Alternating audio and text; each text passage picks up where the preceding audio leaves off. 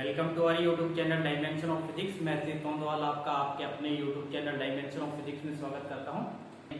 Resistance के बारे में पढ़ा था, रेजिस्टेंस क्या है उससे पिछली क्लास में हमने ओम्स लॉ पढ़ा था। आज हम पढ़ेंगे सिस्टम ऑफ रेजिस्टेंस। आज का टॉपिक है resistance of a system of resistors. अगर मान लीजिए हमारे पास एक सर्किट है, उसमें बहुत सारे रजिस्टर है, बहुत सारे रजिस्टर्स लगे हुए हैं, तो उनका जो रेजिस्टेंस है वो कैसे कैलकुलेट करेंगे। तो टॉपिक का नाम है resistance of a system of resistors और सिस्टम्स ऑफ रजिस्टर्स। इसका मतलब ये हुआ कि हमारे पास बहुत सारे रजिस्टर है, ठीक है, उनका रेजिस्टेंस कैसे कैलकुलेट करेंगे। तो पिछली क्लास में हमने देखा था कि रेजिस्टेंस क्या है, और रेजिस्टेंस क्या है, opposition to flow of current. Current को बहने से रोकने में रोकता है, वही क्या है, रेजिस्टेंस है। तो ये दो टाइप के होते हैं, ठीक है। पहला है रजिस्टर इन सीरीज, जो आपके रजिस्टर्स है, पहला है रजिस्टर्स इन सीरीज।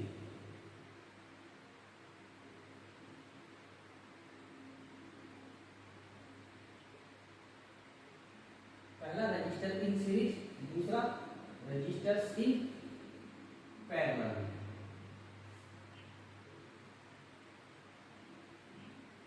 जब हमारे पास किसी भी सर्किट में रजिस्टर कैसे लगे हों, सीरीज के अंदर लगे हों, या फिर रजिस्टर्स इन पैरेलल जब हमारे पैरेलल में लगे हो, तो हम पहला केस कर रहे हैं रजिस्टर्स इन सीरीज, ठीक है। रजिस्टर इन सीरीज, मान लेते हैं हमारे पास एक सर्किट डायग्राम है, हमारे पास 3 रजिस्टर है, ये रजिस्टर का सिंबल है इस तरीके से, ठीक है। यहाँ हम एक वोल्ट मीटर लगा सकते हैं पोटेंशियल को मेजर करने के लिए पैरेलल में, और ये एक कनेक्ट है बैटरी से, positive negative positive negative positive negative. यहाँ एक की है, ठीक है, अभी इसको ओपन है। यहाँ एक एमीमीटर लगा देते हैं जो करंट को मेजर करेगा इस सर्किट के अंदर कितना करंट आ रहा है, ठीक है। करंट यहाँ से जाएगा, इसका रेजिस्टेंस है R1, इसका रेजिस्टेंस है R2 और इसका रेजिस्टेंस है R2। हमारे पास एक सर्किट है, 20 वोल्ट की बैटरी है, ये की को हमने क्लोज किया, जैसे ही की को क्लोज करेंगे तो यहाँ से करंट जाएगा, ठीक है। अब देखिए हमें क्या मेजर करना है, हमारे पास 3 रजिस्टर है, ये तीनों कैसे लगे, सीरीज के अंदर। हमने इन तीनों को कैसे कनेक्ट किया, सीरीज के अंदर कनेक्ट कर दिया। अब इस पूरे सिस्टम का रेजिस्टेंस कितना है वो हमें फाइंड आउट करना है। तो उसके लिए हमें देखो क्या करना पड़ेगा। देखो सबसे पहले हम जानते हैं ओम्स लॉ। ओम्स लॉ क्या है, V equal to IR, V equal to IR। यहाँ पर 20 वोल्ट की बैटरी है, इसका पोटेंशियल V है, R1 रेजिस्टेंस है, R2 रेजिस्टेंस है, R3 ये रेजिस्टेंस है, ठीक है। अब देखते हैं कि इनके अक्रॉस करंट कितना है, करंट कितना है, ठीक है। अब देखिएगा करंट को मान लीजिए I करंट जा रहा है, अब करंट को यहां से यहां तक जाना है, तो एक ही रास्ता है, क्योंकि R1 के अक्रॉस करंट, R2 के अक्रॉस करंट, R3 के अक्रॉस करंट क्या रहेगा, सेम रहेगा। R1 के अक्रॉस करंट, R2 के अक्रॉस करंट और R3 के अक्रॉस करंट क्या रहेगा, सेम रहेगा। क्यों रहेगा, क्योंकि करंट के पास यहां से यहां तक जाने के पास एक ही पाथ है, एक ही रास्ता है, तो इसलिए करंट क्या रहेगा, सेम रहेगा, ठीक है। तो सीरीज में हमें एक बात पता चली कि करंट क्या रहेगा, सभी रेजिस्टेंस का सेम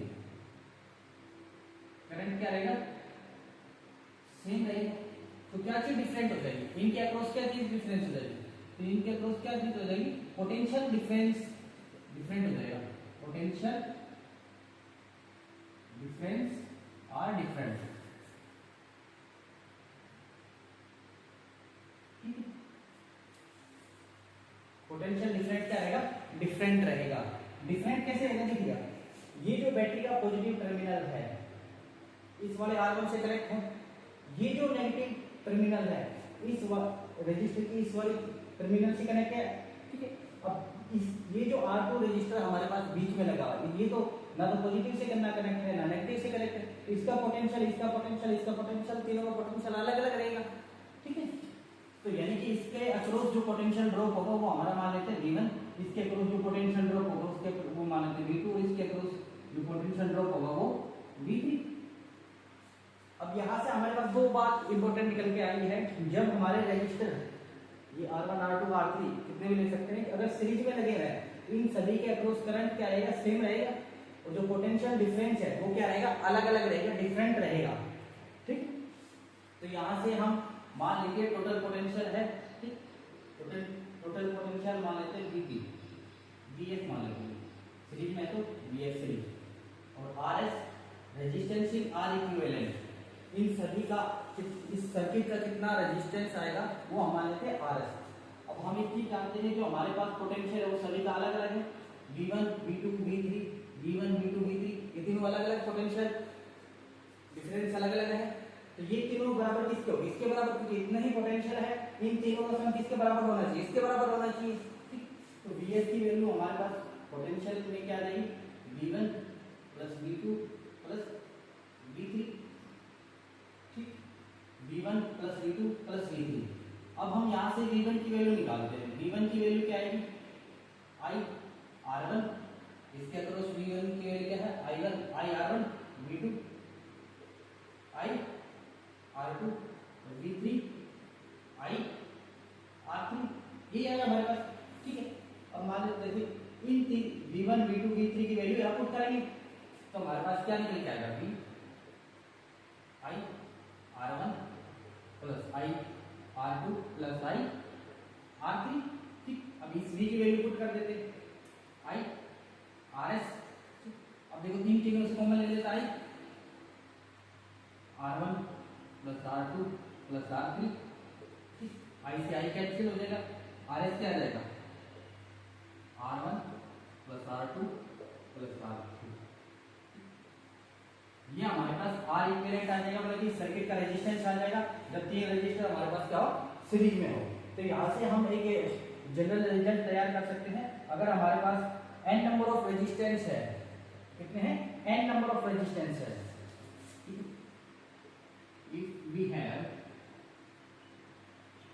n number of, तो हमारे पास R इक्विवेलेंट क्या आ जाएगा, सभी के सर्किट का रेजिस्टेंस क्या आ जाएगा, R1 plus R2 plus R3 and so on plus R1। ये हमारे पास R इक्विवेलेंट निकालने का फॉर्मूला आ गया, R1 plus R2 plus R3 plus RN। यहाँ सीरीज में हमने दो इंपॉर्टेंट बात की, जब रेजिस्टर हमारे सीरीज में लगे हैं तो करंट क्या रहेगा, उनके अक्रॉस सेम रहेगा, और पोटेंशियल डिफरेंस क्या रहेगा, अलग अलग रहेगा, डिफरेंट रहेगा। ठीक है, अब मान लेते हैं यहाँ से एक और रिजल्ट निकलता है हमारे पास। अगर ये जो R1 R2 R3 RN है, इन सभी की वैल्यू सेम है, क्या है, इन सभी की वैल्यू सेम है। यहाँ मैं R1 plus R2 plus R3 plus R, ये जो हमारे पास n नंबर ऑफ रेजिस्टेंस, इन सभी की वैल्यू क्या है, RR है। ठीक, तो जो हमारे पास R इक्विवेलेंट निकल कर आएगा वो क्या आएगा, N R। अगर हमारे पास ये तीन रजिस्टर है, ठीक, क्या है, तीन रजिस्टर है, इन तीनों की वैल्यू सभी है, सभी की वैल्यू क्या है, सेम है, मतलब कि R है, तो इनका जो R इक्विवेलेंट आ जाएगा 3R। एक की जो वैल्यू है, नंबर ऑफ रजिस्टर लगे हैं उनमें से एक के साथ मल्टीप्लाई कर देगा, 3R आ जाएगा। ठीक, अब देखिएगा एक तीसरा रिजल्ट और हम यहाँ से निकालेंगे, वो क्या है कि देखिएगा, अब मान लो हमारे पास तीन रजिस्टर लगे हुए हैं, ठीक है, इन तीनों की इंडिविजुअल वैल्यू मैं मान लेता हूँ, R1 की वैल्यू मान लेते हैं 2 ओम, R2 की वैल्यू मान लेते हैं 3 ओम, और R2 की वैल्यू 3 ओम, R3 की वैल्यू 4 ओम मान लेते हैं। जब इनका R इक्विवेलेंट निकालेंगे ना, इनका जो रेजिस्टेंस का टोटल इक्विवेलेंट रेजिस्टेंस निकालेंगे वो क्या आएगा, RS, इन तीनों को सम 3 2 5 और 4 9, ठीक है, 2 प्लस 3 प्लस 4 2 3 5 5 प्लस 4 9, RS 9। ये जो R इक्विवेलेंट निकल कर आएगा और इसका जो मैक्सिमम इंडिविजुअल रेजिस्टेंस वाला रजिस्टर है उससे ज्यादा आएगा। यहाँ से हम वेरीफाई कर सकते हैं जो हमारा R इक्विवेलेंट आएगा और इंडिविजुअल जो रजिस्टर लगे हुए हैं उनकी जो रेजिस्टेंस है, यानी कि मैक्सिमम इंडिविजुअल रजिस्टर की जो रेजिस्टेंस है वो 4 ओम है, इससे क्या है, ज्यादा आएगा। अब रजिस्टर इन सीरीज को आप समझ गए होंगे कि रजिस्टर की सीरीज यहाँ से क्या है, तीनों रजिस्टर है, यहाँ तीनों रजिस्टर को सीरीज में लगाया तो करंट सेम रहेगा, पोटेंशियल डिफरेंस डिफरेंट रहेगा। ठीक है, कहते हैं any electric lamp whose resistance is 20 ohm and a conductor of 4 ohm resistance are connected to 6 volt battery in series। ठीक है, एक हमारे पास इलेक्ट्रिक लैंप है और एक कंडक्टर है, ठीक, जो कि 6 वोल्ट की बैटरी के साथ सीरीज में कनेक्ट है। तो आपको total resistance of the circuit निकालना है। यूनिटी सोल्व करते हैं यहाँ पे सॉल्यूशन। सबसे पहले रेजिस्टेंस ऑफ लैंप आर, इसको R1 मानते, जो लैंप का रेजिस्टेंस इसको R1 मान लेते हैं, वो कितना हमारे पास 20 ओम है। और रेजिस्टेंस ऑफ कंडक्टर जिसको R2 मान लेते हैं, वो कितना है 4 ओम है। अब आपको पहले पार्ट में क्या निकलवा गया है, total resistance of the circuit. अगर ये सीरीज में लगे हुए हैं तो टोटल रेजिस्टेंस क्या आएगा, R equivalent R1 plus R2 ये आएगा। ठीक, इसमें RS की वैल्यू क्या लेंगे 20 प्लस 4 यानी कि 24 ओम। ये हमारा पहला पार्ट सोल्व हो गया। जो total resistance of the circuit क्या है 24 ओम। अब हमारा जो करंट फ्लो द सर्किट यानी कि जो हमारा भी पार्ट है, ठीक, अब आपको पता है जब हमने देखा था जब सीरीज में रेजिस्टर लगे हुए हैं तो उसके अक्रॉस करंट क्या रहेगा, सेम रहेगा। करंट क्या रहेगा, सेम रहेगा, करंट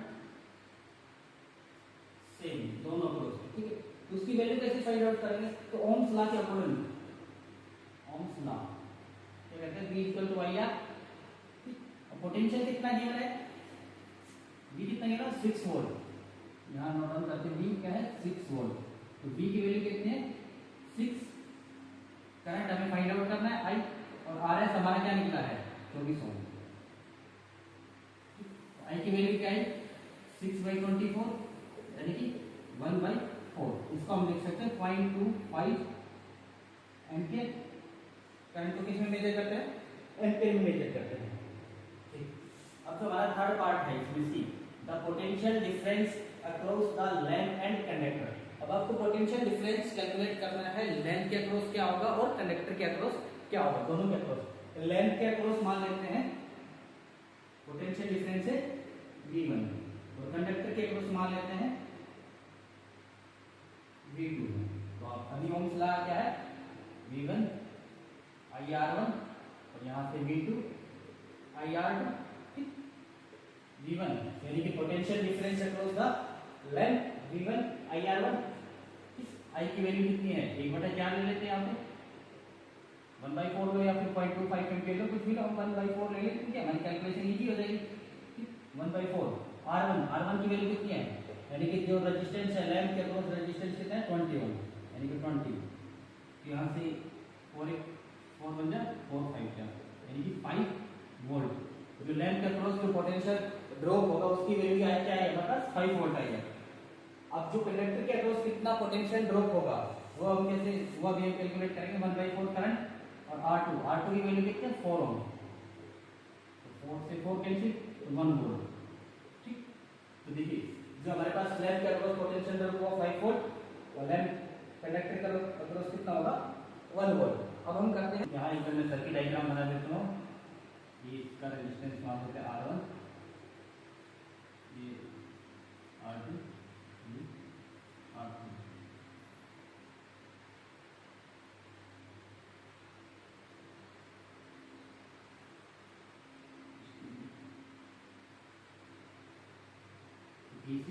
यहाँ ये एमीमीटर लगा देते हैं जो करंट को मेजर करेगा। यहाँ ये पोटेंशियल वोल्टमीटर लगाते हैं जो कि पोटेंशियल डिफरेंस को मेजर करेगा।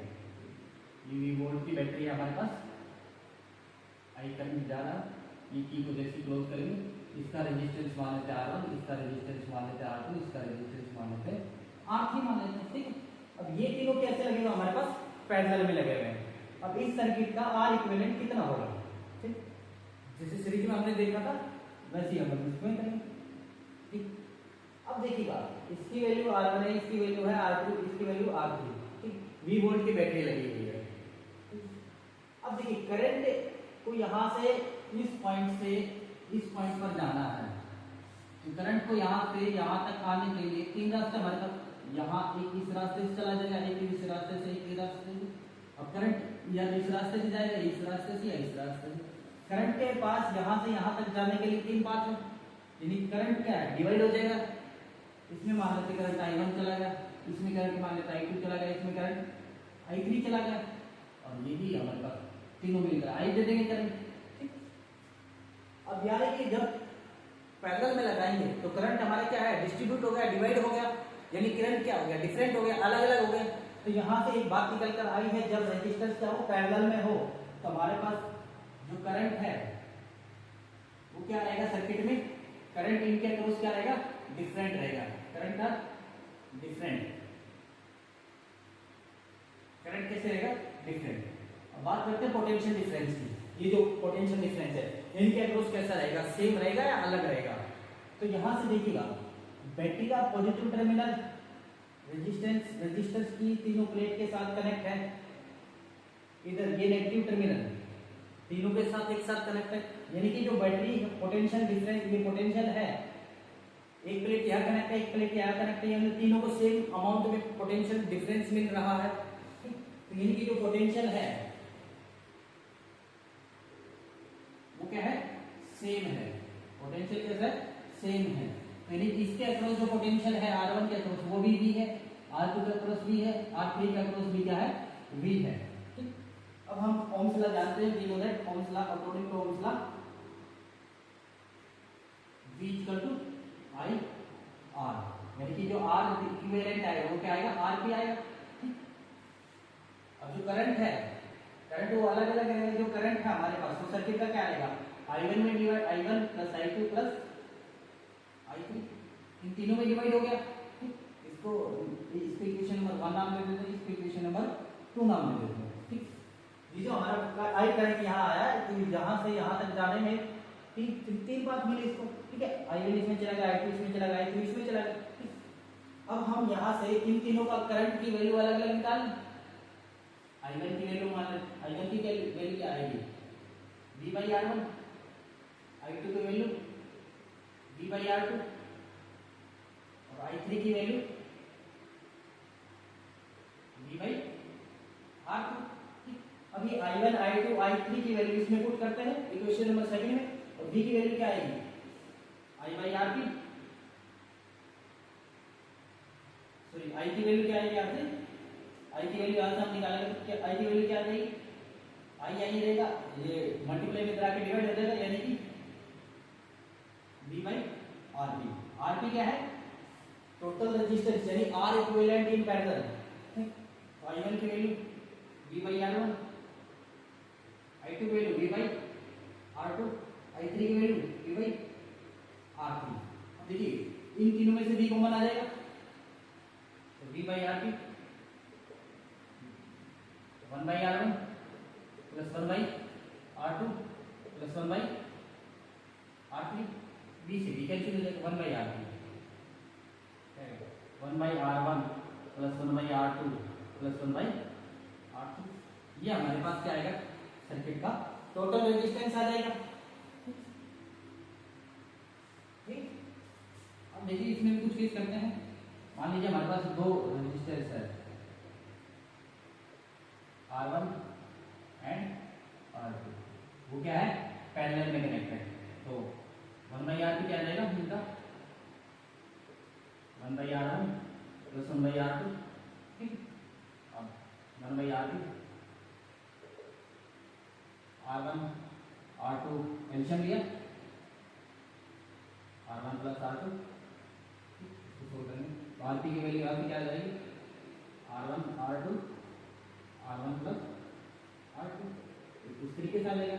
अगर हमारे पास n नंबर ऑफ रेजिस्टेंस हो तो उसकी वैल्यू कैसे आ जाएगी, if we have n number of resistors, और उन सभी की रेजिस्टेंस क्या है, अलग अलग है, तो 1 by RP ये हमारे पास जनरल रिजल्ट आ जाएगा, 1 by R1 plus 1 by R2 plus 1 by R3 and so on 1 by Rn। अब मान लेते हैं कि ये जो रेजिस्टेंस लगे हुए हैं इनकी रेजिस्टेंस है R1 R2 R3, n number of register है जिनकी वैल्यू है R1 R2 R3 Rn, ठीक है। इन सभी की वैल्यू क्या हो, सेम हो, इन सभी की वैल्यू क्या हो, और हैव सेम वैल्यू, इन सभी की वैल्यू क्या हो, सेम हो, तब आर इक्विवेलेंट क्या आएगा हमारे पास, 1/r सभी में से कॉमन मान लेते हैं, r सभी की वैल्यू क्या है, r मान लेते हैं, r, ठीक है। तो जब इसको सोल्व करेंगे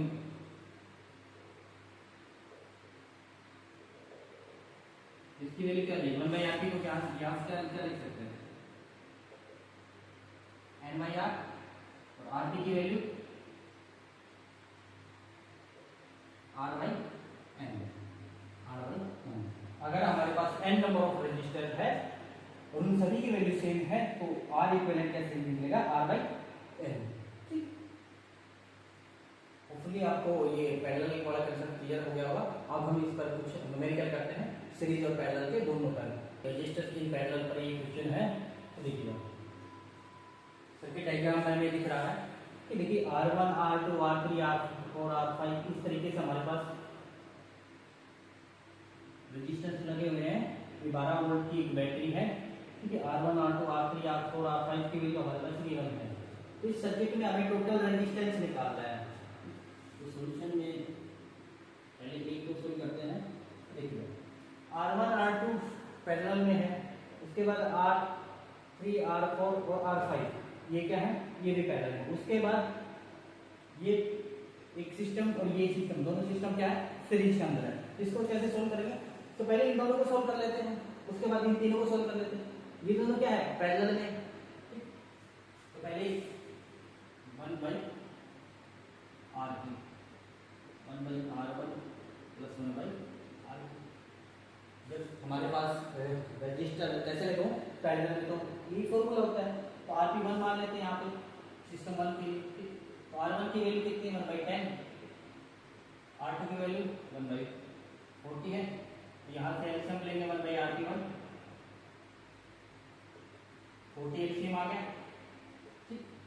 और यहाँ से क्या है, 4 प्लस 1 कितना आया, 5/40, 5 से कम 5, 5/40 यानी 1/8।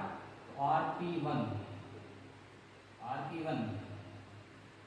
क्या है, 8 ओम, यानी कि इसका R इक्विवेलेंट क्या है, 8 ओम आ गया।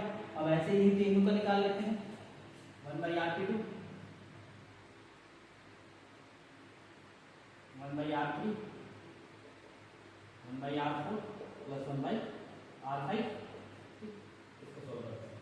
तो R3 की वैल्यू कितनी है, 1/30, R4 की वैल्यू कितनी है, 20, तो 1/20, R5 की वैल्यू क्या है, 60, 1/60। अब इन तीनों को क्या लेंगे, इन तीनों को क्या लेंगे, एलसीएम लेंगे। एलसीएम कितना आएगा, 30, 20 और 60 का एलसीएम लेना आपको आता है, एलसीएम कितना आएगा, 60 आएगा। ऐसी वैल्यू आती है जो इन तीनों से कट जाए, यानी कि 30 भी इससे कट रहा है, कंप्लीट डिवाइड हो रहा है, 20 20 से कंप्लीट डिवाइड आ रहा है, 60 20 से कंप्लीट डिवाइड हो रहा है।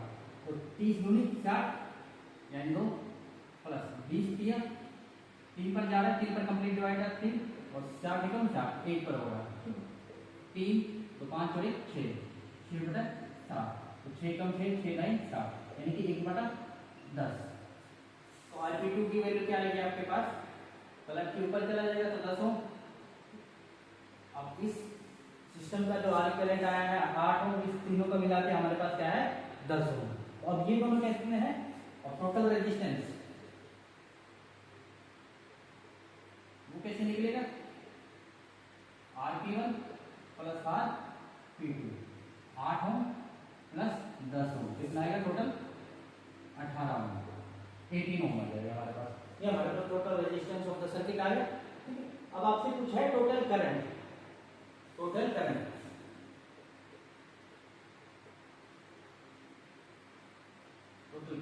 वही ओम्स लॉ आप जानते हैं, V equal to IR। Potential कितना है, 12 वोल्ट।